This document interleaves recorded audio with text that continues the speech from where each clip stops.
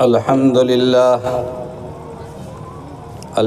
لله وكفى والصلاة والسلام على سيدنا ونبينا وشفيعنا وحبيبنا ومولانا محمد المصطفى أما بعد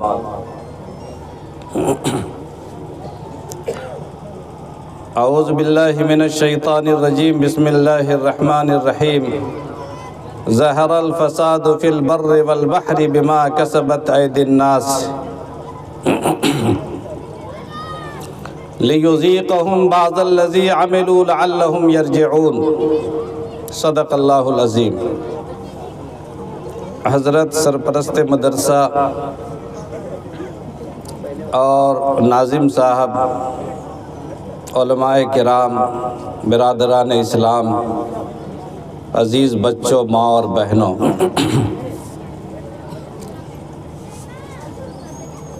اس مبارک اجلاس میں آپ تمام حضرات کی شرکت اور اس ٹھنڈے موسم میں آپ کا یہ استقامت سے بھرا ہوا جلسہ یقیناً سہسی کی علمی تاریخ میں یادگار رہے گا انشاءاللہ۔ اللہ تعالیٰ فرماتے ہیں کہ یہ دنیا میں جو فساد ہے اور دنیا میں جو خرابیاں ہیں اور جو مصیبتیں ہیں، جو تکلیفیں ہیں، آفتیں ہیں، یہ سب تمہارے اپنے کرتوت کی سزا ہے۔ اللہ تو ظالم نہیں ہے، اللہ ظالم نہیں ہے، اللہ تو بڑا رحیم و کریم ہے۔ اللہ بہت رحیم و کریم ہے، اور اللہ نے مسلمانوں سے تو وعدہ کیا تھا کہ انتم الاعلون ان کنتم مؤمنین، کہ تم کو ہم سب سے اونچا بنائیں گے، اچھی قوم ہو، اچھی امت ہو۔ کنتم خیر امت اخرجت للناس، سب سے بہتر امت ہم نے تم کو بنایا۔ وجعلناکم امتا وسطا، تم کو ہم نے امت وسط بنایا۔ پھر یہ ساری ذلتیں کیوں ہیں؟ یہ ساری آفتیں کیوں ہیں؟ مسلمان دنیا میں ذلیل اور رسوا کیوں ہو رہے ہیں؟ تو اللہ فرماتے ہیں کہ یہ اللہ تعالیٰ کی طرف سے، اللہ کی وجہ سے نہیں ہے، بلکہ تمہارے اپنے کیے کی سزا ہے۔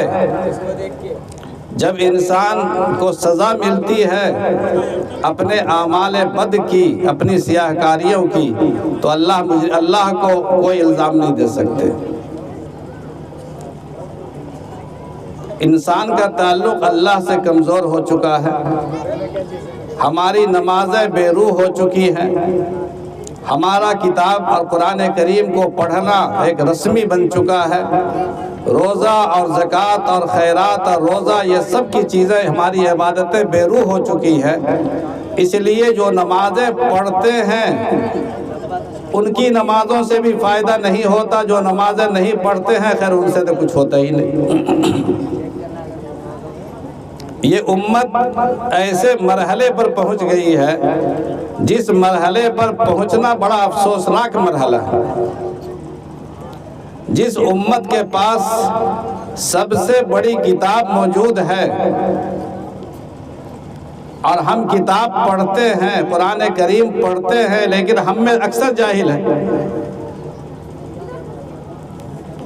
یہ ابھی بتایا ہمارے مکھیا جی نے، اور حکومت کی رپورٹ بتاتی ہے کہ مسلمانوں کی تعداد تعلیم میں سب سے کمزور ہے۔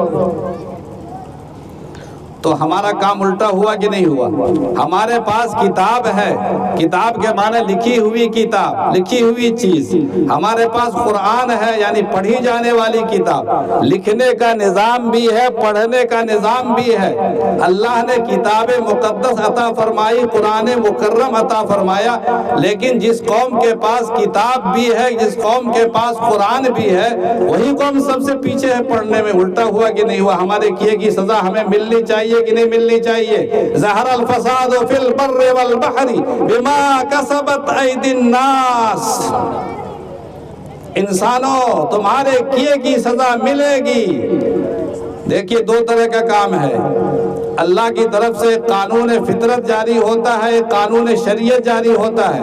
قانون شریعت میں اللہ کی جانب سے معافی بھی ہوتی ہے، گناہ کرتا ہے انسان معافی مانگنے پر معافی بھی ہو جاتی ہے، نماز چھوڑتا ہے معافی مانگنے پر معاف ہو جاتی ہے، اس کی قضا بھی ہو جاتی ہے، روزہ چھوڑتا ہے روزہ کی قضا یا کفارہ ہو جاتا ہے، یہ قانون شریعت ہے۔ لیکن قانون فطرت کے خلاف جو لوگ گناہ کرتے ہیں وہ صدیوں تک معاف نہیں ہوتا۔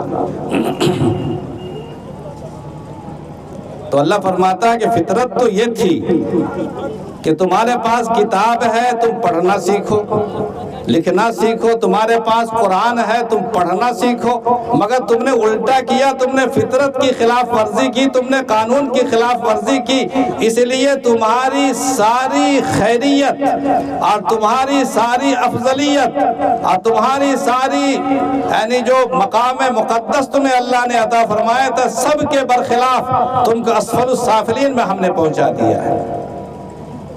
یہ تو کتاب کا حال ہوا نا۔ اچھا، جس قوم کا، جس امت کا ایک خدا ہے، جس امت کا ایک پیغمبر ہے، جس جماعت کی ایک کتاب ہے، جس جماعت کا ایک قبلہ ہے، ایک کعبہ ہے، جس جماعت کا سب کچھ ایک ہے، ایک خدا کو ماننے والے لوگ ایک کیوں نہیں ہو رہے؟ فطرت کی خلاف ورزی ہو رہی کہ نہیں ہو رہی ہے؟ قانون فطرت کی خلاف ورزی کرنے پر اللہ کبھی نہیں بخشیں گے۔ 1000 استغفار پڑھیے، 1000 لا حول ولا قوت پڑھتے رہیے، اللہ معاف نہیں کرنے والے۔ قانون فطرت کی خلاف ورزی نہیں، ایک خدا کو ماننے والے لوگ ایک نہیں ہیں۔ اسی گاؤں میں کتنی پارٹیاں ہوں گی، علماء میں اختلافات رہتے ہیں، مشائخ میں اختلافات ہیں، خانقاہوں میں اختلافات ہیں، طریقوں میں اختلافات ہیں۔ یہ اختلافات علماء کی حد تک اگر علم کی سطح تک ہو، حق کی دریافت کی سطح تک ہو، معرفت کی سطح تک ہو، فساد کی سطح تک نہ ہو تو یہ رحمت ہے۔ لیکن اگر فتنہ و فساد پیدا ہو تو یہ رحمت نہیں ہے، یہ اللہ کی طرف سے پھٹکار ہے۔ تو ایک خدا کو ماننے والے لوگ کم سے کم اللہ کے نام پر ایک تو ہو جائیں۔ ایک ہو جاؤ تو بن سکتے ہیں خورشید مبیں، ایک ہو جائیں تو بن سکتے ہیں خورشید مبیں، ورنہ ان بکھرے ہوئے ذروں سے کیا بات بنے۔ نہ سمجھو گے تو مٹ جاؤ گے ہندی مسلمانوں، تمہاری داستان تک بھی نہ ہوگی داستانوں میں۔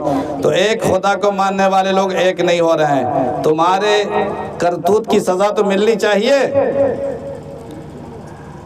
نماز کہتے ہیں ہم لوگ نماز پڑھتے ہیں، اللہ تعالیٰ کی عبادت کرتے ہیں، پھر اللہ تعالیٰ ہماری نصرت کیوں نازل نہیں کرتا؟ نماز ایک امام کے پیچھے پڑھی جاتی ہے کہ نہیں؟ نماز ایک امام کے پیچھے پڑھی جاتی ہے۔ اس کا تقاضا یہ تھا کہ مسلمانوں میں اطاعت کا جذبہ پیدا ہو، مسلمانوں میں بات ماننے کا جذبہ پیدا ہو۔ امام کے پیچھے ہر انسان نماز پڑھتا ہے اور مسلمانوں میں اطاعت کا جذبہ موجود نہیں ہے، مسلمانوں میں بات ماننے کی صلاحیت نہیں ہے، بات ماننے کی صلاحیت نہیں ہے، بات بگاڑنے کی صلاحیت ہے۔ ایک صاحب نے بتایا کہ وہ ایک مسجد میں گئے تو وہاں اذان ہو چکی تھی، مگر نماز پڑھنے کے لیے 2-3 آدمی کے علاوہ کوئی آیا ہی نہیں۔ تو انہوں نے مشورہ دیا مؤذن صاحب کو کہ دوبارہ اذان دے دیجئے۔ جب دوبارہ اذان دیا تو سارا محلہ اکٹھا ہو گیا کہ دماغ خراب ہے، آپ نے دوبارہ اذان کیوں دے دی؟ سارا محلہ جمع ہو گیا۔ تو بگاڑنے کے لیے سب جمع ہو جائیں گے مگر اللہ کی عبادت کے لیے کوئی جمع نہیں ہوگا۔ تو ہماری نماز بے اثر ہوئی کہ نہیں ہوئی؟ جب ایک امام کے پیچھے نماز پڑھتے ہیں تو ہمیں اطاعت پیدا ہونی چاہیے۔ آج قیادت کا خلا سے زیادہ اطاعت کا خلا ہے۔ ماننے ہیں، ایک قائد اور ایک عالم دین مرشد مقتدی آپ کو بلاتا ہے، آپ کہتے ہیں یہ اپنے مفاد کے لیے کام کر رہا ہے۔ آج قیادت کا رونا تو آپ روتے ہیں لیکن اطاعت کا رونا نہیں روتے ہیں کہ مسلمانوں میں ماننے کی صلاحیت نہیں ہے۔ آپ کی نمازیں بیکار ہیں اگر آپ میں ماننے کی صلاحیت نہیں ہے۔ حضرت مولانا ابرار الحق صاحب ہردوئی ہمارے بزرگوں میں گزرے ہیں، انہوں نے ایک مولانا صاحب سے پوچھا کہ آپ کیا کرتے ہیں؟ کہا کہ میں امامت کرتا ہوں مسجد میں۔ تو کہا کہ مسجد میں امامت کرتے ہیں یا مسجد سے باہر بھی امامت کرتے ہیں؟ تو کہا کہ نہیں، مسجد میں امامت کرتا ہوں۔ تو کہا کہ پھر آپ امامت نہیں کرتے ہیں بلکہ نماز پڑھانے کی ملازمت کرتے ہیں۔ ملازمت کرتے، امامت نہیں۔ امام تو وہ ہے جو مسجد میں سر کو جھکواتا ہے انسانوں کے، تو مسجد سے باہر بھی اس کی بات ماننی چاہیے۔ مسجد سے باہر بھی یہ بات ماننی چاہیے۔ تو آپ کی نماز بھی بے اثر ہو گئی۔ جس قوم کو اللہ تعالیٰ نے روزہ کا حکم دیا، روزہ میں برداشت کی طاقت ہے کہ انسان بھوکا رہتا ہے، پیاسا رہتا ہے، مگر مسلمان سے زیادہ جلد باز کیچڑ اچھالنے والا کون ہے؟ آپ بتائیے، جائزہ لیجئے۔ جس قوم کو روزے کی تعلیم دی گئی اس میں برداشت کی صلاحیت نہیں ہے، اس میں ایک دوسرے اپنے اوپر ضبط کرنے کی صلاحیت نہیں ہے، اپنے نفس کو کنٹرول کرنے کی صلاحیت نہیں ہے، وہ مسلمان کس بات کا ہے بھائی؟ اللہ تعالیٰ نے ہمیں حکم دیا زکوٰۃ کا، خیرات کا حکم دیا، یعنی نیکی کے موقع پر خرچ کرنا، مگر مسلمان اب ایسا ہو گیا ہے کہ برائی کے موقع پر پیسہ خرچ کرے گا، محرم میں پیسہ خرچ کرے گا، قوالی بلانے میں پیسہ خرچ کرے گا، ناچ میں پیسہ خرچ کرے گا، یا اپنی لاش کو بلانے میں، جیسا کہ بتایا کہ لاش کو منگوانا ہے، یا نمائشی جنازے میں شرکت کرنا ہے فلائٹ سے، اس میں پیسے خرچ کرے گا، لیکن اللہ کے راستے میں خرچ نہیں کرے گا۔ جس قوم کو زکوٰۃ کا، صدقات کا حکم دیا گیا، اس نے نیکیوں کے مواقع کو نہیں پہچانا اور اللہ کے حکم کی جگہوں کو نہیں پہچانا، اور غلط جگہوں پر پیسے خرچ کیا اور صحیح جگہوں پر پیسے خرچ نہیں کیا۔ ہماری نماز بھی بیکار ہے، ہمارا روزہ بھی بیکار ہے، ہماری زکوٰۃ اور خیرات بھی بیکار ہے کہ نہیں بیکار؟ آپ بتائیے مجھے۔ اس لیے ہمیں کوشش کرنی چاہیے کہ اللہ تعالیٰ کو ہم ملزم بنانے کے بجائے، اللہ سے شکوہ کرنے کے بجائے، ہم اپنے آپ کا احتساب کریں۔ ہر نفس ڈرتا ہوں اس امت کی بیداری سے میں، ہر نفس ڈرتا ہوں اس امت کی بیداری سے میں، ہے جس کی ساری پونجی، جس کا سارا احتساب کائنات، جس کا کام ہے۔ اور رہی یہ بات، ایک بات یہ بھی کہتے ہیں کہ اللہ اگر ایسا آپ کریں گے انشاءاللہ تو اللہ کا وعدہ ہے کہ وعد اللہ الذین آمنوا وعملوا الصالحات لیستخلفنہم فی الارض کما استخلف الذین من قبلہم ولیمکنن لہم دینہم الذی ارتضی لہم۔ اگر تم نے ایمان کو اور عمل صالح کو پکڑ لیا، اللہ کا وعدہ ہے کہ تمہیں زمین کی خلافت بھی عطا فرمائیں گے، اور تم جس طرح کا دین پسند کرتے ہو اس پر عمل کرنا بھی تمہارے لیے آسان فرما دیں گے انشاءاللہ۔ اس لیے اللہ کے وعدے کو اتارنے کی کوشش کریں اور اپنے آپ کی اصلاح کی کوشش کریں، اپنی نمازوں میں، اپنے روزوں میں، اپنے اعمال میں جلا پیدا کریں، اور اپنے اندر انصاف پیدا کریں، عدل پیدا کریں، امن پیدا کریں۔ یہ امت عدل ہے، یہ امت وسط ہے، اور اس امت کو عدل کی بنیاد پر، انصاف کی بنیاد پر اس سرزمین پر بھیجا گیا ہے کہ تم ساری دنیا میں لتکونوا شہداء علی الناس، ساری انسانیت کے لیے تم گواہ ہو۔ آج ہم میں سب سے زیادہ جھگڑا، سب سے زیادہ پنچایتی میں جب پنچ صاحب جاتے ہیں تو منہ دیکھ کر فیصلہ کرتے ہیں۔ ہمارے فیصلوں کی بنیاد حق پر نہیں ہوتی، ہمارے فیصلوں کی بنیاد انصاف پر نہیں ہوتی، ہمارے فیصلوں کی بنیاد دیانت پر نہیں ہوتی، ہمارے فیصلوں کی بنیاد انسانوں کا منہ دیکھ کر کے ہوتی ہے، جس سے سرکار دو عالم نے منع فرمایا تھا۔ ہمارے فیصلوں کی بنیاد جو آج برادران وطن میں جاری ہے، جو اس ملک کا ماحول ہے کہ اپنے فرقے کے خلاف، اپنے فرقے کی حمایت میں فیصلے دیے جاتے ہیں، سارا عدالتی نظام بھی اسی سسٹم پہ چل رہا ہے کہ عدل کی بنیاد پر نہیں، حقائق کی بنیاد پر نہیں، شواہد کی بنیاد پر نہیں، دلائل کی بنیاد پر نہیں، بلکہ اپنی پارٹی کی بنیاد پر فیصلے جاری کیے جاتے ہیں۔ وہ مسلمانوں میں بھی وہ بات آ گئی ہے۔ اسلام یہ نہیں کہتا، اسلام کہتا ہے کہ حق کی بنیاد پر فیصلہ ہونا چاہیے۔ اذا حکمتم بین الناس، جب انسانوں کے درمیان فیصلہ کرو تو عدل پر فیصلہ کرو۔ اور کہا قرآن کریم نے کہ لا یجرمنکم شنآن قوم علی الا تعدلوا اعدلوا هو اقرب للتقوی، کہ اے لوگو تمہیں کسی سے دشمنی اس بات پر آمادہ نہ کرے کہ تم اس کے خلاف انصاف کا دامن چھوڑ دو. یہ دشمن ہے میرا، یہ میرے باپ کا دشمن، یہ میرے چچا کا دشمن، یہ میرے فلاں کا دشمن، فیصلے میں اس کی جڑ کاٹ دو. جیسا کہ آج جڑیں کاٹی جا رہی ہے نا، یہ اسلام کے نظام عدل کے خلاف ہے. ہمارے یہاں ایسا نہیں ہوتا، اسلام میں ایسا نہیں ہوتا. اگر اسلامی عدلیہ ہوگا تو انشاءاللہ وہ صحیح فیصلہ کرے گا. حضرت رسول اکرم علیہ السلام کے زمانے میں ایک فاطمہ نام کی عورت، آپ نے نامعلوم کتنی بار سنا ہوگا، اس کو پرچار کیجئے، برادران وطن تک پہنچائیے کہ اسلام کا تصور عدل کیا ہے، اسلام کا نظام عدل کیا ہے، اسلام کی جوڈیشری کیا کہتی ہے، اسلام کا تصور امن کیا ہے، اسلام کا تصور انصاف کیا ہے. سرکار دو عالم صلی اللہ علیہ وسلم کی خدمت میں ایک عورت پکڑ کے لائی گئی جس پر چوری کا الزام تھا. حضور اکرم علیہ السلام نے جب دلائل سے ثابت ہو گیا، گواہوں سے ثابت ہو گیا کہ یہ چور ہے، آپ نے فرمایا کہ اس کی ہاتھ کاٹ دیے جائیں، چوری کی سزا جاری کی جائے. حضور اکرم علیہ السلام کے حکم کے آنے کے بعد وہ عورت اپنے قبیلے کی، اپنے خاندان کی، بڑے خاندان کی عورت تھی. اب سفارشوں کا سلسلہ شروع ہو گیا، پیروی ہونے لگی کہ صاحب اتنے بڑے گھرانے کی عورت کا ہاتھ کاٹا جائے گا، بڑی بے عزتی ہے، بدنامی ہوگی. حضرت اسامہ جو رسول اللہ صلی اللہ علیہ وسلم کے سب سے محبوب خادم تھے، ان سے بھی سفارش کروائی گئی، پیروی کروائی گئی. سرکار دو عالم صلی اللہ علیہ وسلم نے اعلان فرمایا، مسجد میں لوگوں کو جمع فرمایا اور فرمایا کہ تم سے پہلے کی جماعتیں، تم سے پہلے کی امتیں، جب ان میں کوئی شریف انسان جرم کرتا تھا تو اس کے جرم کو معاف کر دیا جاتا تھا، اور جب کوئی معمولی انسان جرم کرتا تھا اس کو سزا دی جاتی تھی. اللہ نے ان کے اس عمل کی بنیاد پر ان قوموں کو ہلاک و برباد کر دیا.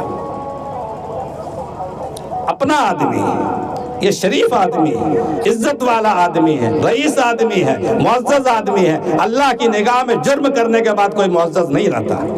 اللہ کی نگاہ میں چور صرف چور ہے، چاہے وہ کسی سید گھرانے کا ہو یا شیخ گھرانے کا ہو یا صدیقی گھرانے کا ہو یا عالم گھرانے کا ہو یا بڑے اونچے گھرانے کا ہو، چور صرف چور ہے اللہ کی نگاہ میں. اللہ کے رسول نے فرمایا کہ خدا کی قسم وَأَيْمِ اللَّهِ لَوْ أَنَّ فَاطِمَةَ بِنْتَ مُحَمَّدٍ لَوْ سَرِقَتْ لَقَطَعْتُهَا او کما قال علیہ السلام.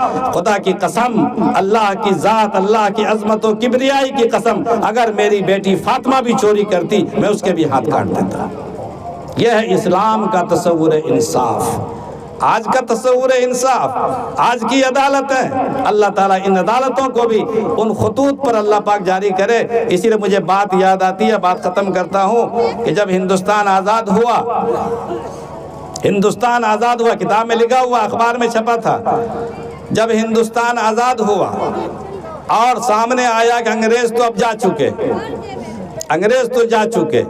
اب اس ملک کو کن خطوط پر استوار کرنا ہے، یہاں کے نظام کو کن بنیادوں پر ہمیں قائم کرنا ہے. تو مہاتما گاندھی اس دور میں سیاست کی روح رواں تھے اور سیاست کے بابائے سیاست کہلاتے تھے، اسد کے گرو تھے، کانگریس کے بھی سرپرست تھے. مہاتما گاندھی نے مضمون لکھا، وہ مضمون چھپا ہوا، انہوں نے مضمون لکھا کہ ہندوستان تو آزاد ہو چکا، ہمیں اس ملک کو خوشگوار ملک بنانا ہے، ہمیں اس ملک کو امن والا ملک بنانا ہے، شانتی والا ملک بنانا ہے، پرامن ملک بنانا ہے. اگر ہم چاہتے ہیں کہ اس ملک کو پرامن ملک بنائیں تو اس ملک کو استوار کرنا ہے اور صحیح طور پر استوار کرنا ہے تو حضرت ابو بکر، حضرت عمر کے نظام انصاف اور نظام حکومت کو سامنے رکھ کر اس ملک کے نظام کو مرتب کرنا چاہیے. یہ مہاتما گاندھی کا مطالعہ تھا.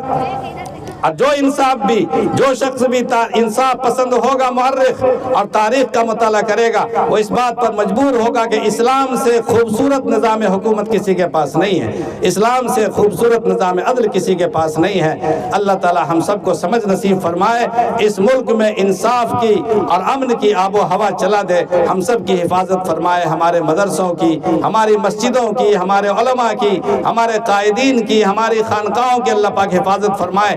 مدرسے ہمارے جو بن رہے ہیں ان کی بھی تعمیر فرما دے، جو بن چکے ہیں اللہ پاک ان کی بھی حفاظت فرمائے، اور کہنے سے زیادہ اور سننے سے زیادہ عمل کی توفیق عطا فرمائے۔ وآخر دعوانا ان الحمدللہ رب